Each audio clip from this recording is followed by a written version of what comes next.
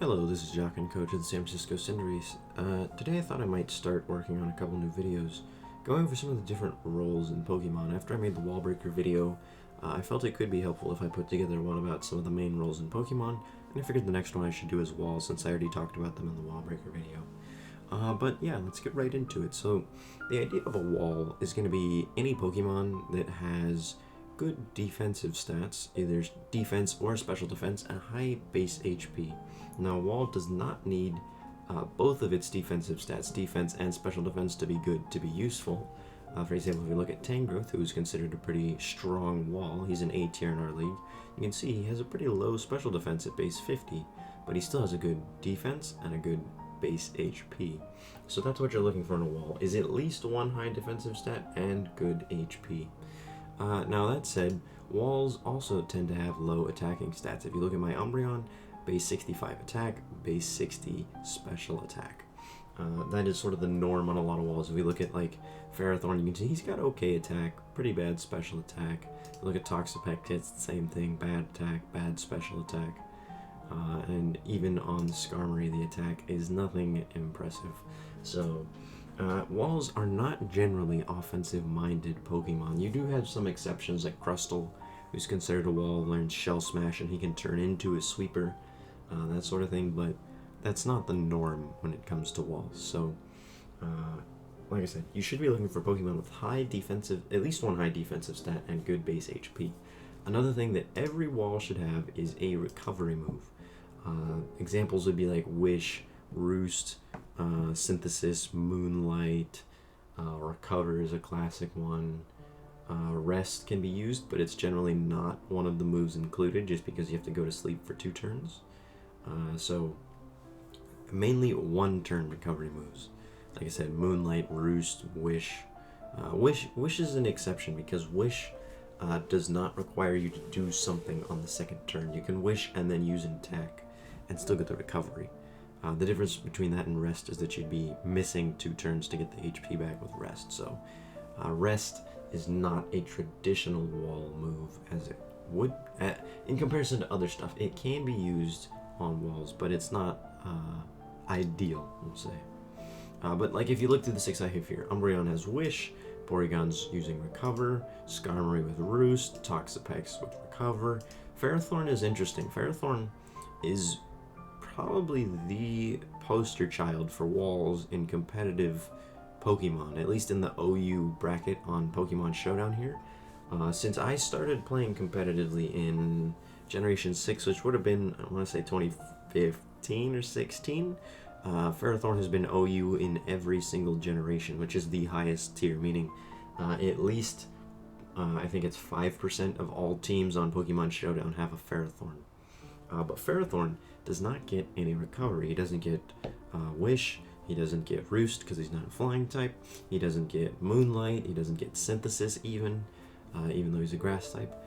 So he's interesting that he doesn't get that, but he's still used as a popular Wall, and the main reason being that his defensive stats are so solid, you can usually get away with just running leftovers and having him be healthy enough the entire match.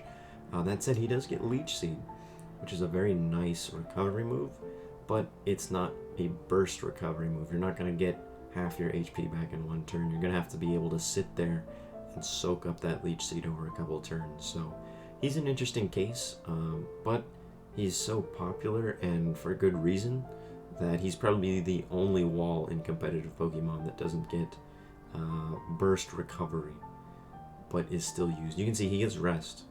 So if you wanted to, you could do that. But in general, you see him run with either Rocky Helmet Leech Seed or Leftovers Leech Seed as his recovery instead.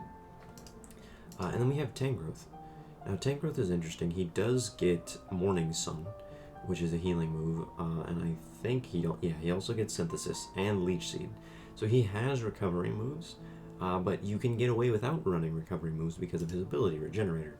It's going to restore 1/3 of his HP whenever he switches out. So that is something to note, is that if you have Regenerator Pokemon, they can be used as Walls. But that's sort of the items and healing moves you should be looking for. I should say, a lot of Walls run healing items, whether it's Black Sludge or Leftovers are extremely popular on all the Walls, and if you can't run those, you have a slew of berries.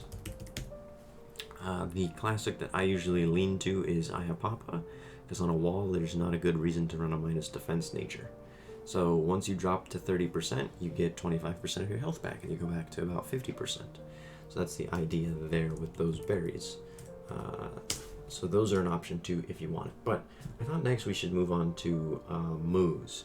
Now walls are interesting because, like I said, if you look at the stats, a lot of walls don't have particularly good attacking stats. There's a couple exceptions, stuff like Porygon, stuff like Tangrowth, but you can see their defensive stats are a little lower to compensate for that. Like something like a Toxapex is a classic wall that has really good defenses, a good healing ability and regenerator with moves like Recover, but he has pretty bad offensive stats and even really low speed. So you can tell that he is not meant to be attacking. And if you look at a lot of the common Toxapex movesets, they run maybe 1-2 attacks sometimes. You'll even see sets that are just 4 status moves. So a lot of walls like to run status moves, and the attacks they do run almost always have good beneficial secondary effects. You'll see a lot of them running moves like Knockoff, or if they get access to Scald because it has a high burn chance, or Sludge Bomb because it has a poison chance. Moves like that are what you want to use on walls. You'll sometimes see stuff like Nightshade that does damage based off level on things like, an example would be Sableye. I know Chansey uses Seismic Toss, which is a fighting type version of Nightshade. So you want moves like that that you don't need attack investment to be useful. Like I said, the burn from Scald is what makes it useful on the Toxapex. You're not doing it for the damage, you're doing it to try and burn. And the same with Knockoff. You're not knocking something off for the damage, you're using Knockoff so that you get rid of something's item. That's the idea with these sort of things. Like my Umbreon, I run Foul Play. It uses your opponent's attack stats. So rather than using Umbreon's base 60, it would use, say, Tangrowth's base 100 attack if it's attacking the Tangrowth. So moves like that are useful without attack investment. If I look down the list here, you could get away with running something like a Dark Pulse probably, but if you do want to run a full offensive move, it needs to be something that's the same type as your Pokemon, like Dark Pulse for this Umbreon, or Try Attack on the Porygon if it didn't have such good stats. Reason being, you get Stab, which gives you an attack boost. So if you don't have access to one of these sort of utility attacks, I should say, that let you get damage off without needing big investment, at the very least make sure you're running a Stab move, something that's the same type as your Pokemon. An example on Skarmory would be that I'm running Brave Bird because it's a flying move. It'll do good damage even without me putting any points into attack. Same idea on Toxapex with the Scald, and Ferrothorn with the Gyro Ball. I should say Gyro Ball is pretty solid in itself. The slower you are, the more damage it would deal, but you can see Ferrothorn is really slow, so that's one of his big damage moves. But another common thing that a lot of walls will run, they like to run status moves, and on a lot of walls you will see 2 to 3 status moves being very common. You can see on the Ferrothorn set I have here, I am running 2 status moves, I am running 3 status moves on Skarmory, I'm running 3 status moves on Umbreon, 2 on the Porygon, I'm running none on the Tangrowth, but only because of his item. And Toxapex has 2 as well. So the reason they use status moves is the same idea that your Pokemon might run Swords Dance or Dragon Dance. Think of these moves as a boosting move for your defensive Pokemon. There's something that's going to help you be very threatening, kind of taking a turn for free where you can get it. So if you think your opponent's going to switch out and you set up Toxic Spikes, that's a very good use of your turn because you've set up something that they either have to waste a turn rapid spinning or defogging, or now they have to deal with everything they bring in getting poisoned all turn.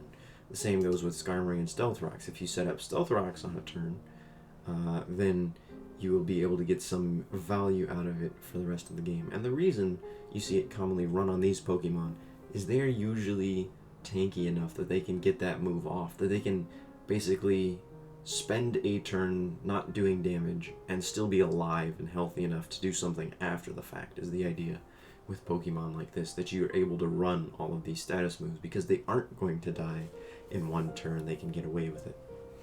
And then you do have some of the off cases, like this Tangrowth, who can get away with running Assault Vest and 4 attacks because of his ability Regenerator. But I wanted to show you quickly a couple examples here that I noticed from this week's matches. One of them being the Huntsville Haunters versus the Golden State Garchomps. I thought the Quagsire use here was a very good example of what a wall should be doing. Walls should try and delay the game and drag it out, spend as many turns as they can.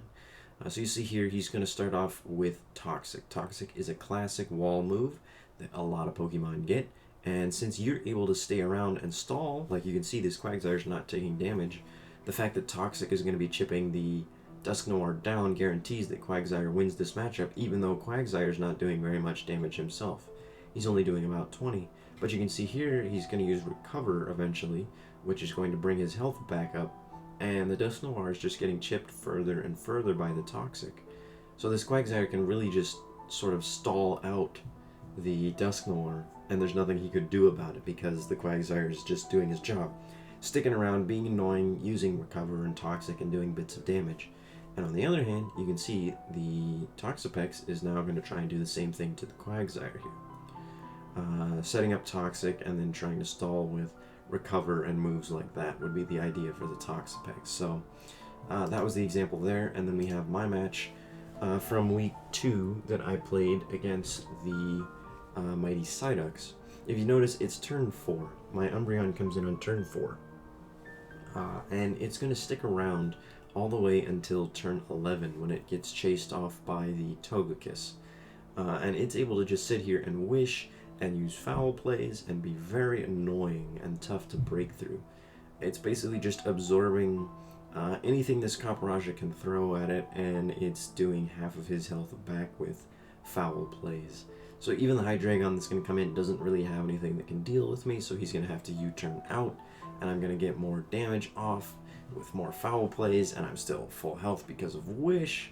So you can see that, like, if you're playing a wall with this sort of recovery style, that's able to sit there and just be very annoying to whatever wants to come in and deal with it, then you're able to do a lot with a Pokemon that doesn't have very much attack investment. A big part of playing with a wall, though, I should say, is keeping track of your HP.